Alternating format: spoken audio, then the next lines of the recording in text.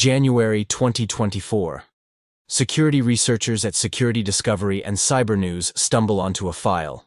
Inside, 26 billion records, email addresses, passwords. Yours is almost certainly in there. The question isn't whether your credentials have been leaked.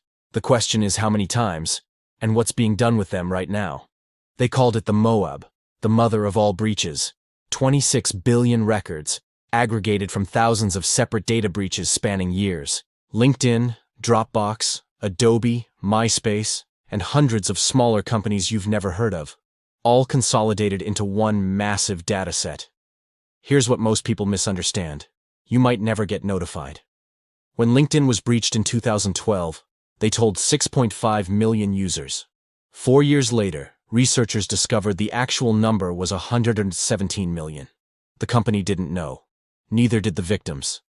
Breach notification laws now require companies to disclose, but the average time from breach to discovery is still over 200 days. That's a long window for attackers. And these credentials don't collect dust. They get sold, verified, and deployed. The underground economy of stolen credentials operates like any market. Fresh data commands premiums. Verified working credentials cost more than unverified dumps.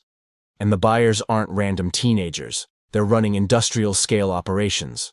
Credential stuffing. That's the technical term. Here's what it actually means. An attacker takes email password pairs from one breach, say, the 2016 Dropbox hack, and throws them at completely different services. Netflix, your bank, your work email. There's no genius here. It's brute force with better logistics. It works because people reuse passwords. According to SpyCloud's 2023 research, around 64% of people reuse passwords across multiple accounts. Other studies put the number anywhere from 50–70%. Either way, it's the majority. When those passwords leak from one service, every other account sharing that password becomes vulnerable. Think about how this plays out. You use the same password for your old MySpace account and your current banking app. MySpace was breached in 2016. 360 million accounts. You forgot that account existed. But your password didn't disappear. It's been copied, sold, aggregated, and tested against every major service that accepts email logins. The attackers don't need skill. They don't need to know anything about you. They need software that can try thousands of credential pairs per second. Services try blocking this with rate limiting and CAPTCHAs. Attackers rotate through millions of IP addresses. They solve CAPTCHAs using various methods. Sometimes machine learning, sometimes low-wage workers clicking through thousands of challenges. In 2020, Spotify confirmed that credential stuffing exposed around 350,000 accounts. Not because Spotify was breached, they weren't. Their users had reused passwords from other breaches. Dunkin' Donuts faced the same attacks. Nintendo, Disney+. The platforms were secure. The passwords weren't. Here's where it gets worse. Attackers don't even need to use your accounts themselves. They verify which credentials work, then sell that verified access. A working Netflix login might sell for a few dollars. A corporate email? Much more. A bank account with a balance? The price scales with what's inside. This is the reality most people never see.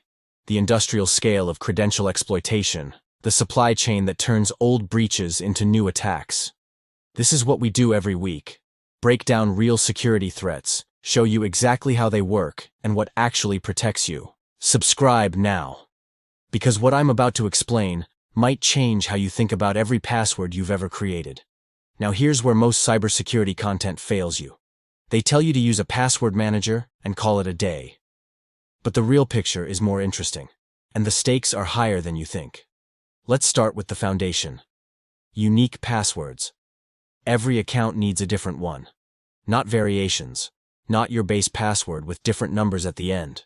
Completely different random strings. Here's why variations fail. Attackers know the patterns. If they crack summer 2019, they'll automatically try summer 2020, summer 2021, and every obvious mutation. This is where password managers become essential, not optional.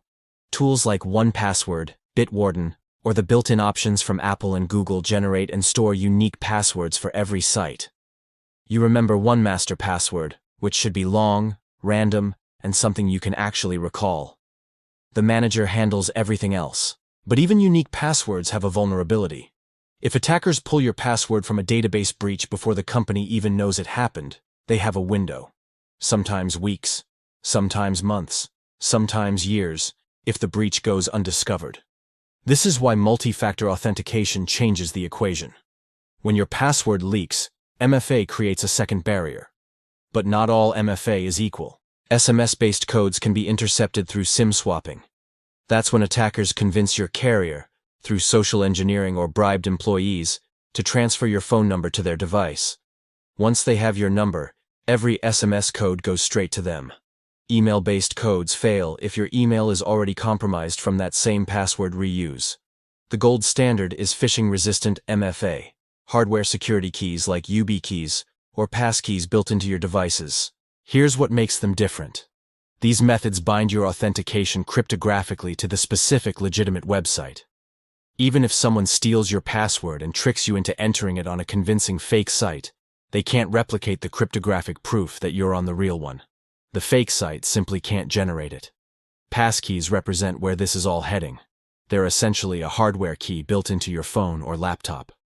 Google, Apple, and Microsoft are all pushing adoption. When you authenticate with a passkey, there's no password to steal, nothing to phish, nothing to stuff into automated credential attacks. The credential lives on your device and never leaves it. Here's what you need to internalize. Your password isn't a secret you're protecting. It's already public. Act like it. Research suggests the average email address appears in multiple known breaches, often 5 or more. Many of those breaches included passwords stored in weak formats that have since been cracked. If you've used the same password across services for years, and most people have, assume it's compromised. So check yourself. Go to haveabeenpwn.com, run by security researcher Troy Hunt. It indexes known breaches. Enter your email. The moment you see that list, your email exposed in breaches from services you forgot existed, passwords leaked from accounts you created a decade ago, something clicks. Those old passwords aren't ancient history. They're active ammunition. Change every password that matches anything leaked. Start with email. If your email falls, attackers can reset every password you have. Banking second, then anything with single sign-on access to other services. Work backward from what would hurt most. Enable MFA everywhere, but prioritize strategically. When passkeys are available, use them. They eliminate entire categories of attack. The attackers aren't targeting you personally. They're targeting patterns. Patterns of password reuse, patterns of weak authentication, patterns of trusting systems that were breached years ago. You don't need to be unhackable. You just need to be harder to crack than the millions of accounts that are unprotected at all. Attackers optimize for volume, not difficulty. That file with 26 billion records? Your email is in there. The password you used in 2014 is in there. And right now, software is testing that combination against every bank, every email provider, every service you've ever touched. That file isn't going away. It'll only grow. Every new breach adds to the corpus. Every password you've ever reused is a thread connecting your past self to future attacks. But here's what changes. You can make those old passwords worthless. Unique passwords break the chain. Strong MFA blocks the door even when passwords fail. Passkeys eliminate the attack surface entirely. Not because any of this makes you invincible, but because it breaks the pattern that credential stuffing depends on. The breach has already happened. Your credentials are in that file. The only question is whether you've already made them useless, or whether they're still a live key to your life. We cover the threats you don't see coming, every week. Subscribe, turn on notifications, and I'll see you in the next one.